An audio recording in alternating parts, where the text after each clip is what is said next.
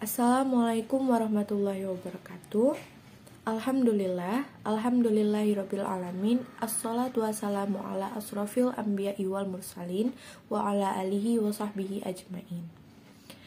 Perkenalkan, kami dari kelompok 2. Di sini kami akan mempresentasikan hasil makalah kami yang berjudul Konsep Dasar Psikologi Perkembangan Anak Usia Dini. Sebelumnya, izinkan saya memperkenalkan diri terlebih dahulu.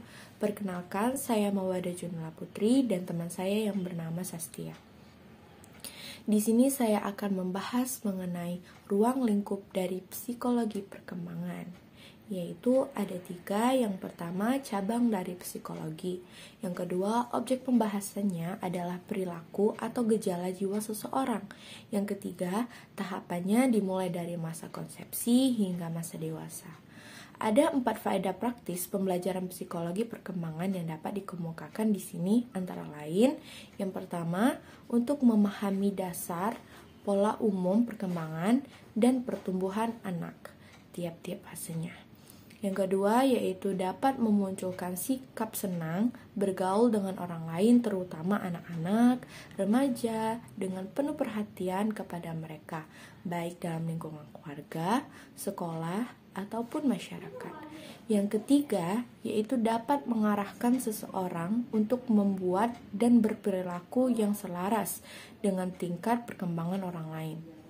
Yang terakhir, yaitu khususnya bagi pendidik, dapat memahami dan memberikan bimbingan kepada anak sejalan dengan taraf perkembangan anak didiknya, sehingga proses pendidikan anak berjalan dengan sukses dalam mencapai tujuannya. Nah, kemudian ada metode penelitian yang digunakan dalam psikologi anak usia dini secara umum. Yang pertama itu ada cross-sectional method, yang kedua ada metode longitudinal, yang ketiga ada metode korelasional, dan keempat ada cross-cultural.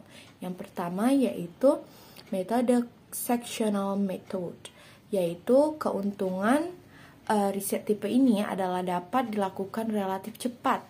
Data penelitian dapat dikumpul dalam waktu titik secara bersamaan.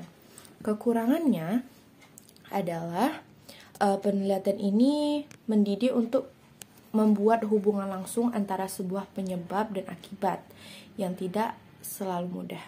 Kemudian ada metode longitudinal, yaitu keunggulannya metode ini dapat dalam psikologi perkembangan anak ini adalah bahwa metode ini memungkinkan para peneliti untuk melihat perubahan-perubahan yang terjadi seiring waktu. Salah satu kerugian yang jelas adalah biaya yang dibutuhkan untuk melakukan penelitian ini. Karena ini merupakan penelitian jangka panjang, mereka cenderung untuk dikelompokkan pada grup subjek yang lebih kecil atau bidang pengamatan yang lebih sempit. Metode ini sulit diterapkan pada populasi yang lebih besar. Nah, kemudian yang ketiga yaitu metode korelasional, yaitu metode dalam psikologi perkembangan anak ini ditunjukkan untuk menemukan apakah satu variabel memiliki hubungan yang dapat diukur dengan lainnya. Pada tipe metode non-eksperimental ini, para peneliti melihat hubungan antara dua variabel tetapi tidak memperkenalkan variabelnya. Mereka mengumpulkan dan mengevaluasi data dan menawarkan kesimpulan statistik. Studi kolerasi dibagi menjadi 2, yaitu kolerasi positif, nilai sebuah variabel yang tinggi berkaitan dengan nilai variabel lain yang tinggi. Dan begitu juga rendahnya, nilai sebuah variabel juga berkaitan dengan rendahnya variabel lain. Yang kedua ada korelasi negatif, tingginya nilai suatu variabel berkaitan dengan rendahnya tingkat variabel. Kemudian misalnya, semakin tua usia manusia, maka jarak yang dapat ia tempuh ketika berlari akan semakin minim, semakin sedikit memiliki rambut di kepala, dan sebagainya.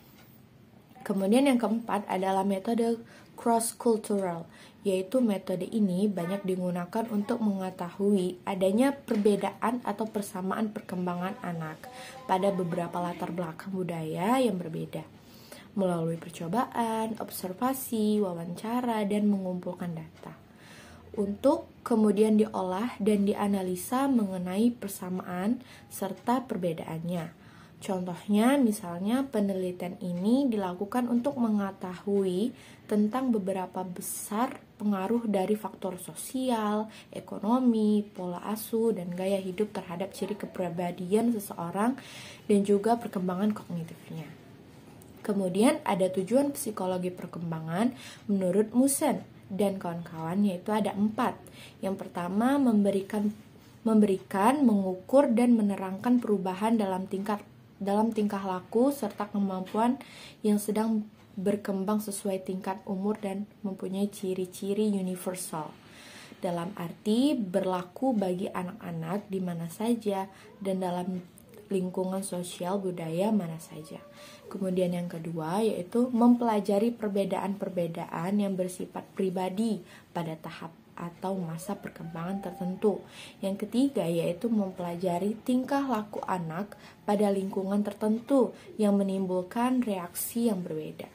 Yang terakhir yaitu mempelajari penyimpangan tingkah laku yang dialami seseorang seperti kenakalan, kemudian kelainan-kelainan, dan fungsionalitas inteleknya, dan lain-lain. Baiklah, itu tadi materi yang dapat saya sampaikan. Selanjutnya akan dilanjutkan oleh teman saya. Assalamualaikum warahmatullahi wabarakatuh. Nama saya Sastia dengan NIM 2020210020. Di sini saya dari kelompok 2. Saya akan membahas tentang konsep dasar psikologi perkembangan anak usia dini. Adapun manfaat yang dapat mempelajari psikologi perkembangan anak usia dini bagi guru anak usia dini. Yang pertama itu bisa guru dapat memberikan layanan, bantuan, dan bimbingan yang tepat kepada siswanya dengan menggunakan pendekatan yang relevan. Lalu yang kedua, guru dapat mengantisipasi kemungkinan-kemungkinan yang akan terjadi seperti timbulnya kesulitan belajar siswa tertentu. Lalu yang ketiga, guru dapat mempertimbangkan waktu yang tepat dalam memulai aktivitas-aktivitas proses belajar mengajar terhadap bidang studi tertentu. Lalu yang keempat, guru dapat menemukan dan menetapkan tujuan-tujuan pengajaran sesuai dengan minat dan kemampuan psikologis bagi anak. Jadi dari manfaat mempelajari psikologi perkembangan anak usia dini bagi guru itu dapat memberikan layanan, bantuan, dan bimbingan yang tepat sesuai dengan kemampuan dan perkembangan anak usia dini sesuai dengan usia, dan guru dapat mengantisipasi masalah-masalah yang kemungkinan akan terjadi pada anak usia dini. Lalu adapun konsep pertumbuhan, perkembangan, kematangan, dan perubahan. Pertumbuhan adalah perubahan secara fisiologis sebagai hasil dari proses perkembangan fungsi-fungsi fisik yang berlangsung secara normal pada anak yang sehat pada waktu yang normal. Lalu pertumbuhan dapat juga diartikan sebagai proses transmisi dan konstitusi fisik atau keadaan tubuh dan keadaan jasmania yang herediter dalam bentuk proses aktif secara berkesinambungan. Jadi, pertumbuhan berkaitan dengan perubahan kuantitatif yang menyangkut peningkatan ukuran dan struktur biologisnya. Lalu terhadap perkembangan sendiri adalah serangkaian perubahan progresif yang terjadi sebagai akibat dari proses kematangan dan pengalaman.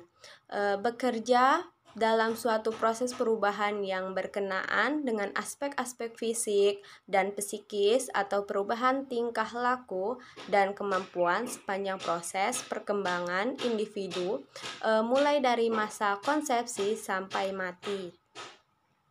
Lalu adapun kematangan diri. Kematangan diri sendiri itu merupakan penentu utama tingkah laku dewasa yang Massa adalah perangkat, sifat, atau trait yang terorganisir dan seimbang. Prinsip otonomi fungsional terkait dengan umur, tingkat seberapa besar pikiran dan keinginan sadar mengambil alih motivasi tak sadar, dan tingkat seberapa jauh trait bebas dari asalnya yang kekanak-kanakan adalah ukuran kenormalan dan kemasan seseorang. Lalu terhadap perubahan meliputi beberapa aspek, baik fisik maupun psikis. Perubahan yang dimaksud dapat dikategorikan menjadi 4. Yang pertama, perubahan dalam ukuran. Lalu yang kedua, perubahan dalam perbandingan. Yang ketiga, perubahan untuk mengganti hal-hal yang lama. Dan yang terakhir, yang keempat itu, perubahan untuk memperoleh hal-hal yang baru. Adapun hal yang penting mendasari dalam mengetahui pertumbuhan dan perkembangan peserta didik. Yang pertama itu ada masa perkembangan yang cepat. Di masa perkembangan yang cepat ini terjadi pertumbuhan yang cepat dibandingkan dengan perubahan-perubahan yang dialami spesies lain. Perubahan fisik misalnya, pada tahun pertama lebih cepat daripada tahun berikutnya. Lalu yang kedua, pengaruh yang lama. Alasan lainnya mengapa mempelajari anak lain bahwa peristiwa-peristiwa yang pengalaman pada tahun-tahun awal menunjukkan pengaruh yang lama dan kuat terhadap perkembangan individu pada masa-masa berikutnya. Lalu yang ketiga, proses yang kompleks. Proses yang kompleks ini sebagai penelitian yang mencoba memahami perilaku orang dewasa yang kompleks, berpendapat bahwa mengkaji tentang bagaimana perlu itu pada saat masih sederhana akan sangat berguna. Misalnya, bahwa kebanyakan orang dapat membuat kalimat yang panjang dan dapat dimengerti oleh orang lain. Lalu yang keempat itu ada nilai yang diterapkan. Nah, penelitian tentang tahap awal perkembangan sosial secara relevan berkaitan dengan orang tua tentang perannya dalam kehidupan sehari-hari. Percobaan tentang strategi pemecahan masalah pada anak akan memberikan informasi berharga tentang metode belajar yang baik. Lalu yang kelima adalah masalah yang menarik. Nah, anak merupakan makhluk yang mengagumkan dan penuh teka-teki serta menarik untuk dikaji. Kemudahan anak umur 2 tahun untuk mempelajari bahasa ibunya dan kreativitas anak untuk bermain dengan temannya merupakan 2 hal yang karakteristik anak yang sedang berkembang. Lalu ada pun masalah perkembangan pada anak. Masalah perkembangan pada anak ini ada 2. Yang pertama itu faktor bawaan atau nature and bimbingan nature. Faktor bawaan di gagasan para pengikut teori nepotisme yang menandakan anak berkembang sesuai dengan potensi bawaannya. Lalu yang kedua itu ada pengalaman masa kini dan masa lanjut. Sebagai ahli psikologi perkembangan sangat meyakini bahwa pengalaman pada usia dini sangat mempengaruhi perkembangan. Mereka yang sukses pada awal-awal kehidupan tentu akan mengalami pengalaman yang baik pada masa selanjutnya. Baiklah, itu saja yang dapat saya sampaikan. Lebih dan kurangnya saya mohon maaf. Kepada Allah saya mohon ampun. Wabillahi taufik wal hidayah. Wassalamualaikum warahmatullahi wabarakatuh.